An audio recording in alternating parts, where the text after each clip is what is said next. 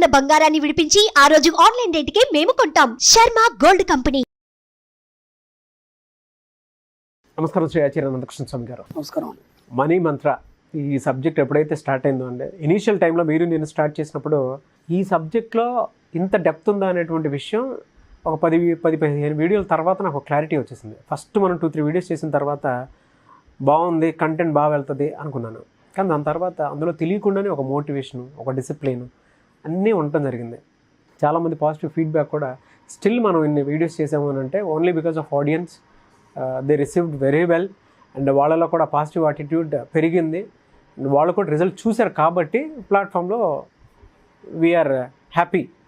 అది లైవ్లో మనం కొంచెం చూసినవి కూడా ఉన్నాయి కాబట్టి వాళ్ళు రిజల్ట్ పొందిన మంచి మార్పు వచ్చింది. మనది చూసిన తర్వాత చాలా ఎక్కువ మంది కూడా స్టార్ట్ చేయడం జరిగింది. స్టార్ట్ చేశారు, ఫలితాలు పొందారు, బాగున్నారు. అవును, ప్రస్తుతానికి ఎంతో కొంత లాభాన్ని అయితే ఆశించారు. అవునవును, అది చాలా గ్రేట్. ఎందుకంటే అప్పుడు ఏదో పట్టుకోవాలి, దాన్ని పట్టుకొని సాధించాలనే ఆలోచనలు వాళ్ళకి రావడం అనేది సంతోషం. అవునవును.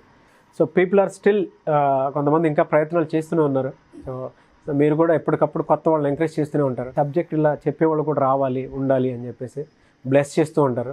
ఈ సబ్జెక్ట్ మీద ఎంతో మంది మేధావులు ఎంతో చెప్పిన వాళ్ళు ఉన్నారు. అవును, వాళ్ళందరికీ ఎందుకు మౌనం వహించారు, మళ్ళీ వాళ్ళు రావాలి, అందరు అలా కొత్త వాళ్ళు కూడా రావాలి. అప్పుడు సినీ ఫీల్డ్లో కూడా కొత్త వాళ్ళు రావాలని కోరుకుంటారు కదా. ఎప్పుడు వాళ్ళే కాదు కదా, ఎంత కొత్త వాళ్ళు వస్తే అంత సబ్జెక్ట్ వస్తుంది. సో లాస్ట్ వీడియోలో మీరు డబ్బుకు సంబంధించినటువంటి అంశాలు చెప్పేటప్పుడు ఏ విషయంలో ఉన్నా కూడా ఆ పర్ఫెక్షన్ ఎలా మెయింటైన్ చేయాలనే దాని మీద క్లియర్గా చెప్పడం జరిగింది. అండ్ ఇవాళ ఎక్కువ మంది సబ్జెక్ట్లోకి డెప్త్ని తెలుసుకోగలుగుతున్నారు, రిజల్ట్ పాజిటివ్ చూడగలుగుతున్నారు. కానీ కొంతమంది ఆ జ్ఞానాన్ని చెప్పలేక ఆ విధంగానే ఉండిపోయినట్టు ఉండాలి. బట్ దే ఆర్ రిజల్ట్ని హ్యాపీగా ఎంజాయ్ చేస్తున్నారు. థ్యాంక్ యూ సో మచ్ అని చెప్పేసి చెప్తూ ఉన్నారు. అంత మంచి ఫీడ్బ్యాక్ కూడా ఇస్తూ ఉన్నారు. ఎందుకు అని అంటే మనీ మంత్ర సబ్జెక్ట్కి సంబంధించి ఒక్కొక్క ఆర్టికల్కి సంబంధించింది కానివ్వండి, ఒక్కొక్క మీరు చెప్పినటువంటి సిగ్మండ్ ఫ్రాయిడ్ ఫార్ములా గురించి కూడా కొన్ని చెప్పడం జరిగింది. ఈ సబ్జెక్ట్ అంతా కూడా మనకు మానసిక శాస్త్రానికి సంబంధించింది. అవును అవును, నేను మనసుకు నువ్వు పని పెడుతున్నావు, ఊహలకు పని పెడుతున్నావు, దానికి సంబంధించింది. దీని మీద ఎన్నో సైన్స్ పరిశోధనలు జరిగినాయి కదా. అదే కదా మనం చెప్పాలి. ఆలోచనతో జీవితాన్ని ఎలా మార్చుకోవాలి, అది కూడా డబ్బు, సంపద, ఐశ్వర్యం వైపు అనేది సబ్జెక్ట్ ద్వారానే తెలిసింది. ఈ వీడియోలో ఏం చెప్తున్నారు? సరే, దీని మీదే చెప్పుకుందాం మనం. మనిషికి ఇప్పుడు మనం ఈ సబ్జెక్ట్లో కావాల్సింది 2 అండి. ఒకటి భావనా శక్తి, 2 ఊహాశక్తి. 2 ఒకటి దగ్గర సంబంధం ఉన్నాయి. ఊహాశక్తి అయినా సరే, భావనా శక్తి అయినా సరే. ఈ భావనా శక్తి ప్రపంచాన్ని వెళుతోంది అన్నాడు నెపోలియన్ హిల్, మంచి తత్వవేత్త. దీని మీద కూడా చాలా సబ్జెక్ట్ రాశాడు నెపోలియన్ హిల్ అని చెప్పేసి. మనకు బోలెడు సబ్జెక్ట్ రాశాడు ఈ సబ్జెక్ట్ మీద. భావనా శక్తి ప్రపంచాన్ని వెళుతోంది. ఎంతవరకు అది? ఎస్. ఎలా ఉంటుందంటే ఊహించుకోకుండా ఇక్కడ ఏది సృష్టించబడలేదు. ఈ యొక్క ప్రపంచంలో కావచ్చు, ఏదైనా సరే సృష్టి కావచ్చు, ఏదైనా కావచ్చు, ఇలా ఉండాలని ఊహించుకున్నప్పుడే అది మాత్రమే రూపుదిద్దింది తప్ప అన్యంగా వేరేది రూపుదిద్దబడలేదు. దానికి ఇక్కడ ఏం పనిచేస్తుంది? ముఖ్యంగా భావన శక్తి, ఊహాశక్తి మాత్రమే పనిచేస్తుంది. ఓకేనా? మీ యొక్క భావన శక్తిని మీరు ఎలా పెంపొందించుకోవాలి, ఎందుకు పెంపొందించుకోవాలి? ఫస్ట్ భావన శక్తిని ఎందుకు పెంపొందించుకోవాలి? అది నెగిటివ్ వైపు వెళ్తుందా, పాజిటివ్ వైపు వెళ్తుందా? నెగిటివ్ వైపు వెళ్తే నెగిటివ్ ఫలితాలు తీసుకుంటారు, పాజిటివ్ అయితే పాజిటివ్ ఫలితాలు తీసుకుంటారు. దాన్ని ఎలా పెంపొందించుకోవాలి? మీరు ముందుగా ఏం చేయాలంటే, మీకు కావాల్సిన కోరికలు మీరు కోరుకోవాల్సిన అవసరం లేదు. ఎందుకంటే మీరు ఉదయం లేచి నుంచి రాత్రి పడుకునే వరకు ఎన్నో దృశ్యాలను చూస్తారు, ఎన్నోసార్లు ఎన్నో ఊహించుకొని ఉన్నారు ఆల్రెడీ. ఓకే, ఉదయం లేచి నుంచి రాత్రి వరకు ఎన్నో దృశ్యాలను చూస్తారు, ఉదయం నుంచి సాయంత్రం వరకు ఎన్నో ఊహించుకొని ఉంటారు. ఆవిడ ఒక నగల షాప్ నుంచి వెళ్తున్నారు, వాడు నగ నచ్చింది, అది ఉంటే బాగుంటాం. ఓకే, అది అయిపోయింది, అది కంప్లీట్ అయిపోయింది. మీకు తెలియదు కదా, అది మీ సొంతం అయిపోయింది. మీరేమనుకుంటున్నారంటే అది షాప్లో ఉంది కదా, అది కొనుక్కోవాలంటే నేను డబ్బులు జమ చేసుకోవాలి, వెళ్ళి తీసుకోవాలి. కాదు, మీరు అనుకున్న మరుక్షణం అది మీ సొంతం అయిపోయింది. అనుకోకుండా బైక్ షోరూమ్ నుంచి వెళ్తున్నారు, ఓ కొత్త బైక్ వచ్చింది, ఓహో ఈ బైక్ నేను కలిగి ఉంటే బాగుండును కదా. ఇదంతా భావన శక్తి పనిచేస్తుంది. మీకు తెలియకుండానే భావశక్తి ప్రపంచాన్ని వెళ్తుంది అన్నాడు ఆయన. ఎలా వెళ్తుందంటే నేను చెప్తున్నాను. మీకు తెలియకుండానే మీరు ఆ ఫీలింగ్లోనే ఉన్నారు, ప్రతిదాన్ని మీరు కోరుకుంటున్నారు, ప్రతిదాన్ని అనుభవిస్తున్నారు, ప్రతిదాన్ని భావిస్తున్నారు. ఓకే, సాయంత్రం వరకు 10 కోరికలు అయిపోయినాయి. ఓకే, మళ్ళీ నెక్స్ట్ డే మళ్ళీ ఒక 10 కోరికలు. ఇవన్నీ ఏమవుతున్నాయి? ఇవన్నీ ఎటు వెళ్ళిపోతున్నాయి? మీరు కోరుకునేవి అయిపోయినాయి, అవన్నీ ఎటు వెళ్ళిపోతున్నాయి? అవన్నీ యూనివర్స్లో రికార్డ్ కాబడుతున్నాయి, మీకు తెలియదు. మీరు చిన్నప్పుడు ఒక టేప్ రికార్డులో, లేకపోతే ఒక బైక్, ఒక బైస్కిల్, ఏదో చిన్నప్పుడు మనం కోరుకున్నది ఒక వస్తువు ఉంది. ఒక వయసు వచ్చిన తర్వాత కొంతకాలం తర్వాత అది పొందారా లేదా? మీరు నమ్మండి, ఈరోజు కూడా చాలామంది సైకిల్ నడిపిరాని వాళ్ళు ఉన్నారు. ఊళ్ళల్లో అక్కడక్కడ చూసినప్పుడు కానీ సిటీలో కూడా చాలామంది బైక్ నడిపిస్తాడు, వాడు సైకిల్ నడిపియాడు. అర్థమైందా? బైక్ నడిపిస్తాడు, సైకిల్ నడిపించడం రాదు. ఎందుకు? వాళ్ళ భావనలో చిన్నప్పటి నుంచి దాన్ని ఊహించుకోలేదు. వాళ్ళు ఊహించుకోలేదు కాబట్టి ఆ డ్రైవింగ్ రాదు, వాడికి నడపడం అనేది రాదు. ఇప్పుడు ఏమైపోయింది? భావన శక్తిలో ఆ యొక్క ముద్ర పడలేదు. అవును. కాబట్టి ముద్ర పడేయని నువ్వు సాధించావు. ఎప్పుడు చిన్నప్పుడు కోరుకునేవన్నీ ఈరోజు నువ్వు పొందగలిగావు. మనం ఏంటావు, ఈ చిన్నప్పటి నుంచి నేను అనుకున్నాను, ఈరోజు కొనగలిగాను. అవునా కదా? మీరే ఎన్నోసార్లు అన్నారు, నేను ఇది అనుకున్నాను, ప్లాస్మా టీవీ తీసుకోవాలనుకున్నాను ఎప్పటి నుంచో, ఇవాళ కొనగలిగాను. నీ యొక్క భావన లేనప్పుడు అది ఎలా వస్తుంది?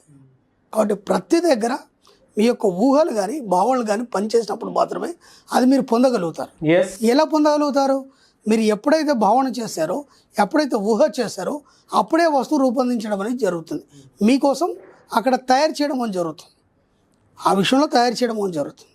నేను గతంలో కూడా చెప్పాను. నేను మీరు ఓ షోరూమ్కి వెళ్ళారు, ఒక షర్ట్ నచ్చింది మీకు, ఒక ట్రౌజర్ నచ్చింది, ఓకే, ఇంకా ఏదో నచ్చింది వస్తువు. మీరు వెళ్ళారు, దాన్ని స్పృశించారు, ఇది బాగుందిరా అనుకున్నారు, డబ్బులు సరిపోలేదు, రిటర్న్ వచ్చారు. మీరు నెల రోజుల తర్వాత వెళ్ళి చూడండి, అది అక్కడే ఉంటుంది. ఎందుకు ఉంటుంది?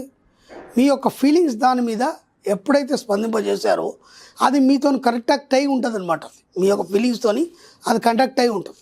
మ్యాక్సిమం 1 month తర్వాత వెళ్ళి చూడండి, అది అక్కడే ఉంటుంది. ఎందుకంటే అది మీకోసం మాత్రం కేటాయించబడింది. ఓకే, ఆ తర్వాత కొన్ని రోజుల తర్వాత మీరు కొనలేరు అనుకోండి, అది ఎవరికి నచ్చక స్క్రాప్లో పోతుంది. అప్పుడు అది బాధపడుతుంది, అయ్యో నన్ను ఆయన తీసుకోలేడే, ఇలా ఎన్నో వస్తువుల్ని బాధ పెట్టారు. మీరు ఇప్పటికైనా సరే ఏదైతే కొనాలనుకున్నారో, ఏదైతే చేయాలనుకున్నారో అర్జెంటుగా కొనేయండి. ఎందుకంటే మనకు కొన్ని సూత్రాలు ఉంటాయి మన సబ్జెక్ట్లో. మన సూత్రాలు ఏంటంటే, మీకు కావాల్సిన దానికోసం మీరు ఆలస్యం చేయకండి, వెంటనే పొందే ప్రయత్నం చేయండి. ఎందుకంటే కోరికలన్నీ వాయిదా వేసుకుంటూ వెళ్ళారు. ఈ జన్మలో కోరికలు తీరవు.